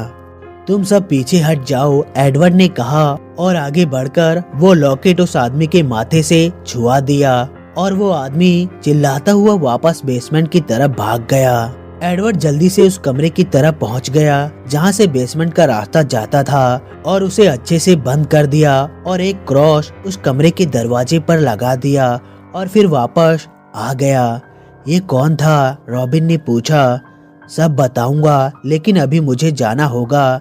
एडवर्ड ने कहा, लीजा, अगर मैं कल शाम तक वापस नहीं आया तो तुम्हें पता है कि तुम्हें क्या करना है। सावधान रहना, एडवर्ड ने लीजा से कहा और फिर वहाँ से तेजी से निकल गया। एडवर्ड की गाड़ी बाहर ही खड़ी थी। एडवर्ड ने उसकी डिग्गी खोली और फिर उसमें रखे सामान में कुछ देखने लगा। मैंने जो सोचा था वही हुआ, वो मूर्ति यहाँ नहीं है। मैं इतना लापरवाह कैसे हो सकता हूँ, एडवर्ड ने परेशान होकर कहा और फिर कुछ सोचकर गाड़ी में बैठकर सामने दिख रहे एक छोटी पहाड़ी की तरफ बढ़ गया। सुबह होते होते एडवर्ड उस पहाड़ के पास पहुंच गया। वहां एक पुराने घर का खंडर था। एडवर्ड ने उस घर के पास ही अपनी गाड़ी रोक दी और गाड़ी से उतरकर उस खंडर के अंदर घुस गया। उस खंडर में बहुत ज्यादा अंधेरा था। एडवर्ड टॉर्च की रोशनी से उसके अंदर देखने लगा। तभी उसे ऐसा लगा कि उसके सामने से कोई दौड़कर गया हो। एडवर्ड उसके पीछे पीछे उसी तरफ हो लिया। उसके सामने ही एक कमरा था। एडवर्ड ने उसका दरवाजा खोलना चाहा तो वो दरवाजा जंग की वजह से खुल नहीं पा रहा था। एडवर्ड ने अपना पूरा जोर लगाकर उस दरवाजे को खोला और जब वो उसके अंदर आया तो वहाँ बहुत सारी आदमकद मूर्ति लगी हुई थी। अब ये क्या है, एडवर्ड ने खुद से कहा और फिर एक मूर्ति के पास आकर उसे देखने लगा। तभी उस मूर्ति की गर्दन कट की आवाज से नीचे लटक गई। एडवर्ड ये देखकर घबराकर पीछे हट गया। उसने अपना लॉकेट अपने हाथ में कसकर पकड़ लिया। एक एक करके उन सभी मूर्तियों की गर्दन टूटकर नीचे गिर गई, लेकिन उसमें एक मूर्ति अभी भी ऐसी की ऐसी ही खड़ी थी। एडवर्ड धीरे धीरे उस मूर्ति की तरफ बढ़ने लगा और वो जैसे ही उसके पास आया वो मूर्ति भी एक झटके के साथ टूटकर फर्श पर बिखर गई। तभी उस कमरे का दरवाजा एक झटके के साथ बंद हो गया। एडवर्ड भागकर उस दरवाजे पर पहुंचा और उसे खोलने की कोशिश की तो देखा कि वो दरवाजा कसकर बंद था। तभी एडवर्ड को अपने पीछे से आहट सी सुनाई दी। एडवर्ड ने पलटकर देखा तो उन मूर्तियों की जगह सिर से पैर तक सफेद चादर ओढ़े बहुत सारे लोग खड़े थे। एडवर्ड ये सब देखकर बहुत ज्यादा घबरा गया। उसने अपने लॉकेट देखा, उसके हाथ में वो लॉकेट नहीं था। वो सभी धीरे धीरे एडवर्ड की तरफ बढ़ने लगे। एडवर्ड फिर दरवाजे को खोलने की कोशिश करने लगा। कोई है, मेरी मदद करो, एडवर्ड ने चिल्लाकर कहा, लेकिन उसकी वहाँ कोई भी सुनने वाला नहीं था। रॉबिन और बाकी के सब लोग वहीं हॉल में बैठे हुए थे। रॉबिन ने अपना मोबाइल देखा तो उसमें नेटवर्क गायब थे। अब तो यहाँ पर नेटवर्क भी जा चुके हैं, रॉबिन ने जूझते हुए कहा। तभी बाहर बादलों की गरजने की बहुत तेज आवाज हुई। लीजा ने खिड़की खोलकर बाहर देखा तो बाहर बहुत गहरा बादल दिखाई पड़ रहा था। लगता है कि तूफान आने वाला है, लीजा ने वापस खिड़की बंद करते हुए कहा। लीजा का अंदाजा सही निकला। थोड़ी ही देर में उस घर की सारी खिड़की दरवाजे तेजी से बजने लगी। तूफान बहुत तेज था। एनी और जेनी दोनों लीना से लगकर बैठे हुए थे। लाइट भी जा चुकी थी और वहाँ अंधेरा छा गया था। मॉम, एनी घबरा गई थी। लीजा ने टॉर्च जला ली थी और वो रोशनी के लिए माचिस और मोमबत्ती देखने लगी। रुको, मैं इन्वर्टर ऑन करके आता हूँ, रॉबिन ने कहा और पास के ही कमरे में जाकर इन्वर्टर ऑन कर दिया। इन्वर्टर ऑन करते ही सब तरफ रोशनी हो गई। रॉबिन इन्वर्टर ऑन करके पलटा ही था कि धीरे धीरे करके लाइट फिर से बंद हो गई। अब इस इन्वर्टर को क्या हो गया, रॉबिन ने जूझते हुए कहा और फिर से इन्वर्टर को ऑन करने लगा। इस बार रोशनी हो जाने के कुछ देर बाद तक रॉबिन वहीं खड़ा रहा और फिर वापस मुड़कर हॉल में आ गया। वो तूफान अभी भी बाहर चल रहा था। एनी बेटा, अब घबराने की बात नहीं है, देखो रोशनी हो चुकी है। रॉबिन ने एनी की तरफ देखकर हल्का सा मुस्कुराते हुए कहा। तभी उसके पीछे वाली खिड़की एक तेज आवाज करती हुई खुल गई। रॉबिन उस खिड़की को बंद करने के लिए बढ़ा और खिड़की को बंद करने लगा। तभी उसके सामने एक औरत अचानक से फंदे से लटकी हुई सामने आ गई। रॉबिन उसे देखकर घबराकर पीछे हट गया। उसके सामने ही उस औरत का फंदा टूट गया और वो खिड़की पर आ गिरी। उसके गिरते के साथ ही सारी लाइट फिर से बुझ गई और वहाँ अंधेरा छा गया। जल्दी जल्दी से लाइट जलाओ। रॉबिन ने वापस पीछे आते हुए कहा। वो भागकर खिड़की से दूर हो जाना चाहता था कि इतने में ही उसके पैर लड़खड़ाए और वो फर्श पर जा गिरा। रॉबिन जैसे तैसे उठा और उसने उठकर देखा तो वो एक कब्रिस्तान में खड़ा था। मैं यहाँ पर कैसे आ गया? रॉबिन ने घबराते हुए कहा। रॉबिन ने दूर दूर तक जहाँ भी देखा वहाँ सब तरफ कब्र ही कब्र थी। तभी उसके कान में किसी औरत के रोने की आवाज आने लगी। रॉबिन ने इधर उधर देखा लेकिन उसे कोई दिखाई नहीं दिया। वो रोने की आवाज फिर से सुनाई दी और रॉबिन ने अपने पास देखा तो उसके पास ही एक औरत बैठकर रो रही थी। उसने अपना चेहरा एक जाली से ढक रखा था। रॉबिन उसे देखकर घबराकर पीछे हट गया। वो औरत रोती रही और फिर अचानक चुप हो गई। कौन हो तुम? रॉबिन ने हिम्मत करके पूछा। उस औरत ने रॉबिन की तरफ गर्दन घुमाई। तुम मरोगे, जरूर मरोगे, उस औरत ने रॉबिन से कहा और फिर जल्दी से उठकर पास वाले पेड़ पर चढ़ गई और थोड़ी ही देर में वो औरत फंदे से लटकी हुई थी। रॉबिन उसे देखकर चीखने लगा और उसने साथ ही अपनी आंख बंद कर ली। थोड़ी ही देर में जब उसने अपनी आंख खोली तो वो उसी इन्वेटर वाले कमरे में खड़ा था। उसका सारा बदन पसीने से भीगा हुआ था। मैं क्या सपना देख रहा था? रॉबिन ने खुद से कहा और फिर अंदर चला गया। अंदर आकर वो सोफे पर बैठकर उसके बारे में ही सोचने लगा। तभी उसकी नजर अपने पैर पर पड़ी जिन पर मिट्टी लगी थी। मिट्टी? ऐसा तो तभी हो सकता है जब मैं, यह कहकर रॉबिन सोच में पड़ गया। उधर वो सभी एडवर्ड की तरफ बढ़ते हुए उसके बिल्कुल करीब आ गए थे। ईश्वर मेरी मदद करो, एडवर्ड ने ऊपर हाथ करके कहा। ये कहते के साथ ही वो सभी पलक झपकते ही पीछे हटकर मूर्ति में बदल गए। एडवर्ड ने देखा तो ऊपर उसके हाथ के पास ही वो लॉकेट लटका हुआ था। एडवर्ड ने जल्दी से वो लॉकेट उतार लिया और उसे अपने हाथ में कसकर पकड़ लिया और उस कमरे को खोलने लगा। इस बार वो कमरा जल्दी से खुल गया। मुझे अब वापस उन लोगों के पास जल्दी से जल्दी पहुंचना होगा, एडवर्ड ने कहा और उस खंडर से बाहर निकलने लगा कि तभी एक पुरानी सी डायरी उसके पास आकर गिरी। एडवर्ड ने उस डायरी को उठा लिया और बाहर निकल गया। जब वो बाहर आया तो बाहर बहुत तेज हवा चल रही थी। एडवर्ड ने वहीं रुककर इंतजार करना ठीक समझा और फिर एक कोर्ट में बैठकर उस डायरी को पढ़ने लगा। जैसे जैसे एडवर्ड डायरी पढ़ता जा रहा था वैसे वैसे उसको सब समझ में आता जा रहा था। उधर सब हॉल के कमरे में ही बैठे हुए एडवर्ड का इंतजार कर रहे थे। तभी बेसमेंट के दरवाजे पर बहुत तेज आहट हुई। ऐसा लगता था कि कोई उस बेसमेंट के दरवाजे को तोड़ देना चाहता हो। लीजा ने ये देखकर क्रॉस हाथ में लेकर कुछ बुदबुदाना शुरू कर दिया। लीजा बुदबुदाती रही और फिर वो आवाज आनी बंद हो गई। लीजा ने अपना बुदबुदाना बंद कर दिया और फिर उधर की तरफ ही देखने लगी।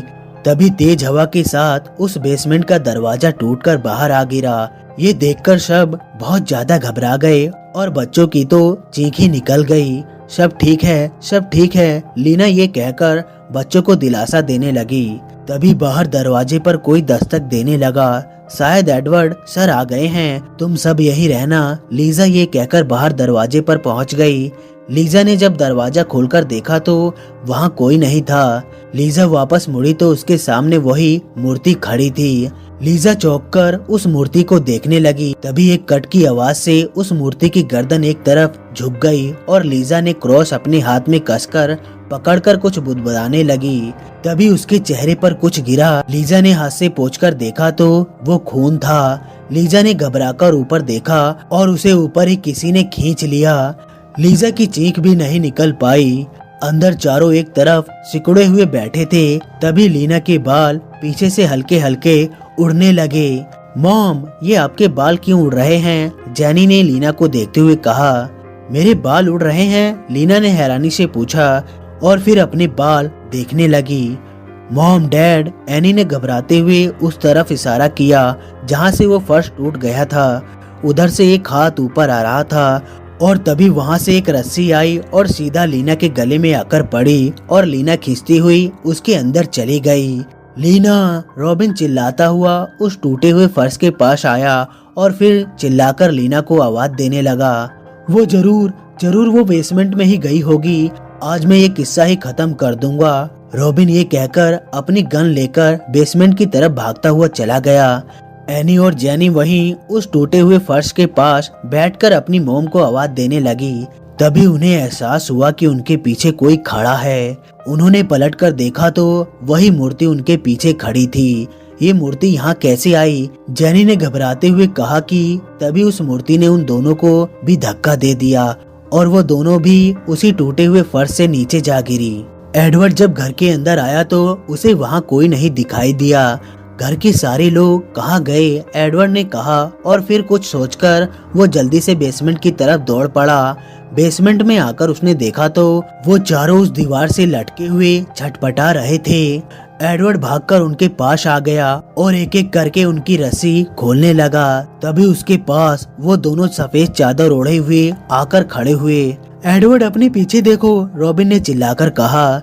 एडवर्ड ने पलटकर देखा और अपना लॉकेट आगे कर दिया। वो दोनों तुरंत वहाँ से गायब हो गए। एडवर्ड ने जल्दी से उन लोगों को उतार लिया। एडवर्ड, हमें बताओ कि आखिर इन सब से हमारा पीछा कब छूटेगा? रॉबिन ने परेशान होकर कहा। इस घर पर जो श्राप है वो इसी दीवार के पीछे से शुरू हुआ है, एडवर्ड ने कहा। लेकिन ये दीवार तो टूटती ही नहीं, लीना ने कहा। अब टूटेगी क्योंकि अब हमें वजह का पता है कि ये सब कैसे शुरू हुआ था, एडवर्ड ने कहा और फिर उस दीवार के पास आ गया। ए लीना, मैं तुम्हें मुक्त करने आया हूँ, हमारी मदद करो, एडवर्ड ने उस दीवार के पास आकर कहा और उसके ये कहते ही उस दीवार में दरार पड़नी शुरू हो गई। एडवर्ड ने पास ही पड़ी कुदार उठा ली। तोड़ डालो इसे, एडवर्ड ने कुदार रॉबिन को पकड़ाते हुए कहा। रॉबिन ने कुदार लेकर उस दीवार को तोड़ना शुरू कर दिया। ये जो तुम्हें सफेद लिबास ओढ़े हुए दो साए दिखते थे, वो दोनों किसी जमाने में कब्र चोर थे जो कब्रिस्तान में कब्र खोदकर उनके कीमती सामान चुरा लेते थे। उस वक्त ये इसी तरह का सफेद लिबास ओढ़कर करते थे ताकि कोई भी उन्हें पहचान ना सके।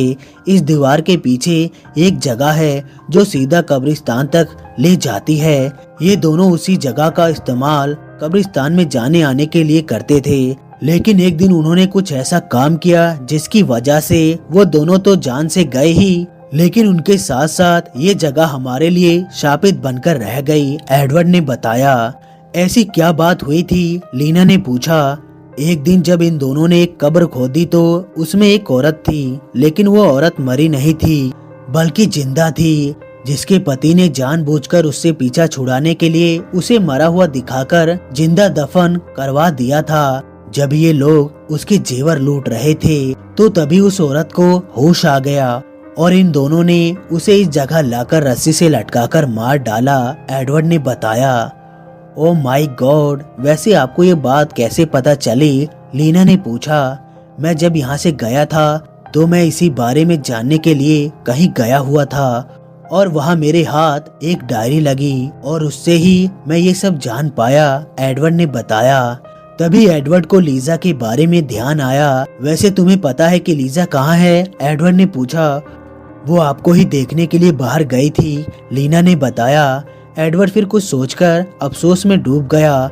रॉबिन उस दरवाजे को तोड़ने में लगा हुआ था और फिर एक तेज आवाज के साथ वो दीवार भरभराकर टूट गई और अंदर से एक भयानक बदबू पूरे बेसमेंट में फैल गई। उन लोगों ने अंदर देखा तो वहाँ कुछ ताबूत और कुछ कंकाल यहाँ वहाँ पड़े हुए थे। आपने जो कुछ भी बताया था वो सब सच ही लग रहा है, लीना ने कहा। सब यहाँ अच्छे से देखो, यहाँ उस औरत की लाश के अवशेष भी जरूर होंगे, एडवर्ड ने कहा। लीना सब तरफ देख रही थी, फिर वो कुछ आगे जाकर देखने लगी। तभी कहीं से एक कंकाल रस्सी से लहराता हुआ आया और लीना के ऊपर आ गिरा और लीना जोर जोर से चिल्लाने लगी। रॉबिन और एडवर्ड दोनों भागकर उसके पास आए और उस कंकाल को लीना के ऊपर से हटाने लगे। लीना, कुछ नहीं हुआ, ये बस एक कंकाल है, रॉबिन ने लीना को तसल्ली देते हुए कहा। लीना बहुत ज्यादा घबराई हुई थी। एडवर्ड उस कंकाल को गौर से देखने लगा। वो रस्सी उस कंकाल के गले में कसकर बंधी हुई थी। यही तो है वो उस औरत का कंकाल, यही है। चलो आओ, हमें इसे पूरे तौर तरीके से दफनाना होगा। शायद इसी के बाद उसे मुक्ति मिलेगी और ये घर सांप से मुक्त हो पाएगा, एडवर्ड ने कहा। यहाँ पर जरूर कोई ऐसी जगह होगी जहाँ से हम कब्रिस्तान में जा सकते हैं। हमें वो जगह तलाशनी होगी, एडवर्ड ने कहा। तभी एडवर्ड की नजर सामने एक जगह पर पड़ी जहाँ पर घनी घास उगी हुई थी। एडवर्ड उधर ही चला गया। यही है वो जगह जहाँ से वो दोनों कब्रिस्तान में आते जाते होंगे। एडवर्ड ने कहा, तो अब हमारे पास सब है, तो अब आगे क्या करना है? रॉबिन ने पूछा। इसे दफनाने की तैयारी करनी है, चलो ऊपर चलकर इसकी तैयारी करते हैं, एडवर्ड ने कहा। और ये कंकाल क्या यहाँ पर ऐसे ही पड़ा रहेगा? लीना ने पूछा। मैंने इसका इंतजाम कर दिया है, इसे कोई नहीं छू सकता, एडवर्ड ने कहा। फिर सब बेसमेंट से बाहर आ गए। एडवर्ड और रॉबिन ने सारी तैयारी कर ली। दोनों फिर बेसमेंट में जाने की तैयारी करने लगे। लीना, तुम बच्चों के साथ ही यही हॉल में रहना और सावधान रहना, रॉबिन ने कहा। फिक्र मत करो, मुझे नहीं लगता कि वो तुम्हें कुछ भी कहेगी, क्योंकि उनकी नजर हम दोनों पर होगी, एडवर्ड ने कहा। रॉबिन, तुम भी अपना ख्याल रखना, लीना ने कहा। रॉबिन ने धीरे से अपना सिर हिलाया। फिर एडवर्ड और रॉबिन वापस बेसमेंट में आ गए। उन्होंने फिर वो कब्रिस्तान में जाने वाला रास्ता साफ किया और वहां से उस कंकाल को लेकर उस कब्रिस्तान में आ गए। रॉबिन ने उस कब्रिस्तान को देखा तो उसके रोंगटे खड़े हो गए। ये कब्रिस्तान बिल्कुल वैसा ही था जैसे उसने उस दिन देखा था। रॉबिन, आओ इधर, एडवर्ड ने इशारा करते हुए कहा। रॉबिन उधर ही पहुंच गया। ये जगह सही है, इस जगह पर हमें इस कंकाल को दफन करना होगा, एडवर्ड ने कहा। रॉबिन ने वो जगह खोदनी शुरू कर दी। एडवर्ड ने अपनी डायरी निकाल ली और उसे पढ़ना शुरू कर दिया। रॉबिन ने वो गड्ढा पूरी तरह से खोद डाला और फिर वो कंकाल उसमें दफना दिया। एलिना, ईश्वर की आज्ञा से मैं तुम्हें इस कंकाल से जाने का हुक्म देता हूँ, एडवर्ड ने कहा और फिर पवित्र जल की कुछ बूंद उस कंकाल पर छिड़क दी। रॉबिन फिर वापस उस पर मिट्टी डालने लगा। हॉल में लीना, एनी और जेनी के साथ एक जगह सिमटी हुई बैठी थी। कहीं भी जरा सी आहट होती तो वो सब घबरा जाते थे। तभी लाइट धीरे धीरे कर बुझ गई। वो सभी बहुत ज्यादा घबरा उठे। वहाँ पर फिर धीमी धीमी रोशनी होने लगी। लीना ने देखा तो उन तीनों के चारों तरफ मोमबत्तियां जलनी शुरू हो गई और उसने देखा कि उसके चारों तरफ गोल घेरा खींचना शुरू हो गया। लीना घबराकर ये सब देखने लगी। तभी सामने से उसे औरत आती हुई दिखाई दी। उसका चेहरा ढका हुआ था और उसके साथ वो चादर ओढ़े हुए दोनों भी थे। लीना की ये सब देखकर आंख फूट गई। लीना ने बच्चों के साथ वहाँ से उठना चाहा, लेकिन वो अपने आप को हिला पाने में भी सफल ना हो सकी। वो औरत घेरे के पास आकर बैठ गई और उसने कुछ पढ़ना शुरू कर दिया। कौन हो तुम हम लोगों से क्या चाहती हो? लीना ने पूछा। तुम तीनों की जान, मुझे बस 3 बलि चाहिए और फिर शैतान की हुकूमत इस धरती पर होगी, उस औरत ने कहा। ये सुनकर लीना के रोंगटे खड़े हो गए। एडवर्ड को अभी भी बहुत अजीब लग रहा था। अभी तक कुछ भी ऐसा नहीं हुआ था जिससे उसे लगे कि कोई उन्हें इन सब से रोकना चाहता हो। रॉबिन ने अपना काम पूरा कर दिया था। तभी उसे वो पेड़ दिखाई दिया जो उसने उस दिन देखा था। रॉबिन उसी तरफ बढ़ गया। रॉबिन, कहाँ जा रहे हो? एडवर्ड ने पूछा। रॉबिन ने कोई जवाब नहीं दिया तो एडवर्ड भी उसके पीछे हो लिया। रॉबिन उस पेड़ के पास पहुंच गया। वहाँ एक कब्र थी। पीछे से एडवर्ड भी वहाँ आ गया। मैंने ये जगह एक सपने में देखी थी। मैं अभी तक ये नहीं कह सकता कि वो सच में एक सपना था या हकीकत, लेकिन ये जगह बिल्कुल वैसी है, रॉबिन ने हैरान होते हुए बताया। एडवर्ड उस कब्र पर लगे हुए पत्थर पर नाम पढ़ने लगा। एलिना, एडवर्ड ने पढ़ा। अगर एलिना की कब्र है तो फिर वो कंकाल किसका था? रॉबिन ने पूछा। रॉबिन की बात सुनकर एडवर्ड भी सोच में पड़ गया। एडवर्ड फिर उस पेड़ के पास आ गया। रॉबिन, मुझे जरा यहाँ थोड़ी रोशनी दिखाना, एडवर्ड ने कहा। रॉबिन उसे टॉर्च से रोशनी दिखाने लगा। एडवर्ड ने उस पेड़ को गौर से देखा। उस पेड़ के तने पर कुछ काला जादू हुआ था। काला जादू। एडवर्ड उसे देखकर बुदबुदाया। चलो, हमें जल्दी घर पर पहुंचना होगा, उसने हमें धोखा दिया है, एडवर्ड ने कहा। दोनों भागते हुए घर की तरफ बढ़ने लगे। उस औरत के हाथ में एक चाकू आ गया। तुम चाहो मेरी जान ले लो, लेकिन मेरी बच्चियों को छोड़ दो, लीना ने गिड़गिड़ाते हुए कहा। उस औरत ने कोई जवाब नहीं दिया। वो बस चाकू लेकर लीना की तरफ बढ़ने लगी। लीना ने बच्चों के साथ उठकर भागने की कोशिश की, लेकिन एक चाकू पीछे से आया और लीना की कमर में गड़ गया और लीना एक जोर की चीख मारकर वहीं गिर पड़ी और उसका खून तेजी से फर्श पर फैलने लगा और जहाँ जहाँ उसका खून फैल रहा था वो हर जगह काली पड़ने लगी थी। मॉम उठिए प्लीज, एनी और जेनी लीना को हिलाने लगी। उस औरत ने हल्के से इशारा किया और एनी और जेनी भी वहां बेहोश होकर गिर पड़ी। एडवर्ड और रॉबिन बेसमेंट में पहुंचकर तेजी से सीढ़ियों से ऊपर चढ़ने लगे, लेकिन जैसे ही वो दोनों ऊपर पहुंचे एक तेज आवाज के साथ वो दरवाजा बंद हो गया। लीना, लीना दरवाजा खोलो, रॉबिन ने दरवाजा पीटते हुए कहा, लेकिन किसी ने कोई जवाब नहीं दिया। एडवर्ड, लीना और बच्चे जरूर खतरे में हैं, कुछ करो एडवर्ड, रॉबिन ने घबराते हुए कहा।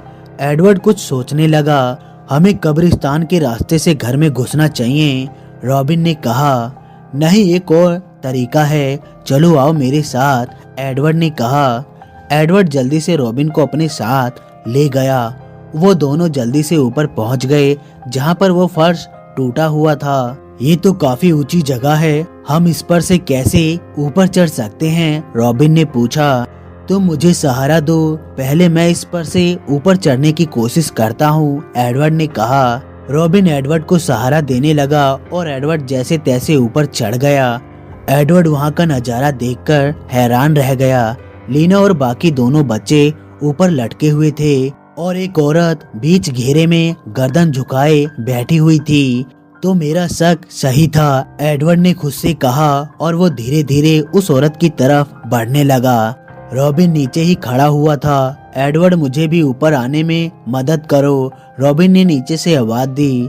तभी रॉबिन को एहसास हुआ कि उसके पास कोई खड़ा है। रॉबिन ने सिर घुमाकर देखा तो लबादे ओढ़े एक आदमी उसके पास खड़ा था। इससे पहले कि रॉबिन कुछ समझ पाता कि उस आदमी ने चाकू लिया और रॉबिन के ऊपर झपट पड़ा। रॉबिन बचना चाहा, लेकिन फिर भी वो चाकू उसके कंधे में जा गड़ा और रॉबिन को फिर से कोई होश न रहा। एडवर्ड ने अपना लॉकेट अपने हाथ में कसकर पकड़ लिया और फिर तेजी से उस औरत की तरफ बढ़ने लगा। तभी पीछे से एक फंदा आया और उसके गले में पड़ा और एडवर्ड घसीटता हुआ पीछे चला गया। किसी ने उस फंदे को कसकर पकड़ रखा था और एडवर्ड चाहकर भी खुद को नहीं छुड़ा पा रहा था। वो औरत फिर उठ गई और उस घेरे से बाहर चली गई और उसके बाहर जाते ही उस घेरे में आग लग गई और एक ही झटके में उस घर का फर्श टूट गया और वहां से लपटें उठने लगी। उन लपटों में एक धुंधली सी आकृति उभरने लगी। एडवर्ड उसे चौंक कर देखने लगा। वो लपट लीना और बच्चों के पास पहुंचती जा रही थी, लेकिन एडवर्ड चाहकर भी कुछ नहीं कर पा रहा था। तभी अचानक वहां पर लीजा आ गई। तुम्हारा खेल खत्म, ये कहकर लीजा ने उस औरत के माथे पर लीजा ने आकर क्रॉस रख दिया।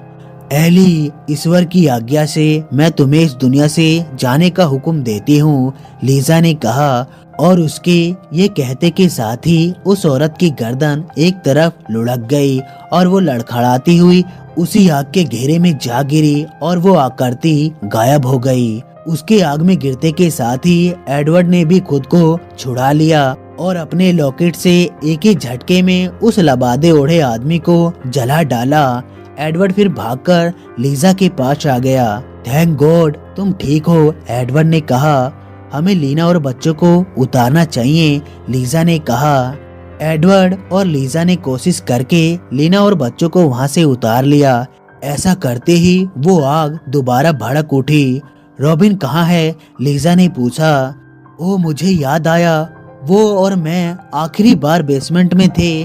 तुम इन सबको लेकर बाहर जाओ, मैं जाकर रॉबिन को देखता हूँ, एडवर्ड ने कहा और उस टूटे हुए फर्श के पास आ गया।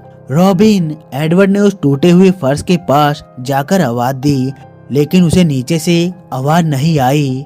एडवर्ड फिर भागकर बेसमेंट की तरफ चला गया और जल्दी से वहां पर रॉबिन को देखने लगा, लेकिन रॉबिन वहां कहीं भी नहीं दिखाई पड़ा। ये रॉबिन कहाँ गया, एडवर्ड ने सोचकर कहा। आग तेजी से पूरे घर को निकलने लगी थी। फर्श की लकड़ियां भी जल जल कर बेसमेंट में गिरने लगी और एडवर्ड उसे देखकर उस कब्रिस्तान वाले रास्ते पर निकल गया। एडवर्ड ने वहां आकर देखा तो रॉबिन उसी पेड़ से लटका हुआ था। वो भागकर वहां पहुंचा। एडवर्ड उसे उतारता कि उससे पहले ही रॉबिन की गर्दन ने एक झटका लिया और उसकी रस्सी टूट गई। वो बेजान होकर नीचे आ गिरा। एडवर्ड ने जल्दी से उसे चेक किया तो वो मर चुका था। एडवर्ड ने एक निराशा भरी सांस ली।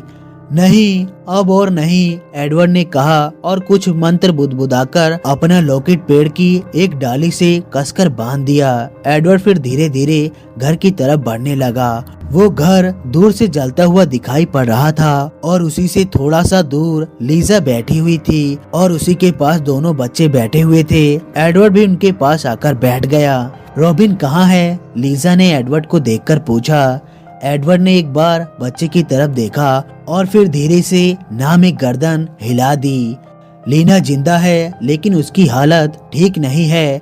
मैंने एम्बुलेंस को फोन कर दिया है। आई होप कि वो लोग जल्दी ही यहाँ पर आ जाएंगे, लीजा ने बताया। एडवर्ड ने धीरे से अपनी गर्दन हिलाई। वैसे तुम यहाँ पर कैसे आई और तुम्हें उस औरत के बारे में इतना कुछ कैसे पता चल गया? एडवर्ड ने पूछा। मैं तुम्हें देखने के लिए दरवाजे पर आई थी और अचानक ही मुझे किसी ने ऊपर खींच लिया और जब मुझे होश आया तो मैंने खुद को एक कमरे में पाया। मुझे वहाँ से ये सब पता चला। ये औरत एली थी जो काला जादू करती थी। ये और इसके साथी कब्र से लाश को चुराकर उन पर काला जादू किया करते थे और एक दिन ये तीनों पकड़े गए और एली को लोगों ने कब्रिस्तान के पेड़ से टांगकर फांसी के फंदे से लटकाकर मार डाला था, लेकिन उसका शरीर ही मरा था, आत्मा नहीं। इसलिए मरने के बाद भी उसने काम जारी रखा और उस शैतान को धरती पर लाने की कोशिश जारी रखी, लीजा ने बताया। लगता है कि वहाँ कोई ऐसा था जो हमारी मदद कर रहा था, लीजा ने थोड़ा रुककर कहा। खैर अब इस घर के जलने के साथ ही वो सब खत्म हो गए हैं। अगर तुम नहीं आती तो शायद वो शैतान अब तक हम सबको निगल गया होता, एडवर्ड ने कहा। वो लोग फिर उस घर को देखने लगे जो धू-धू करके जल रहा था। एक शापित घर जिसका वजूद उस आग में धीरे धीरे खत्म होते जा रहा था। तो दोस्तों, कहानी बस यहीं तक थी। कहानी आप लोगों को कैसी लगी लाइक और कमेंट करके जरूर बताएं और साथ में हमारे चैनल को भी सब्सक्राइब कर लें। तो दोस्तों, मिलते हैं अगली वीडियो में। तब तक के लिए धन्यवाद।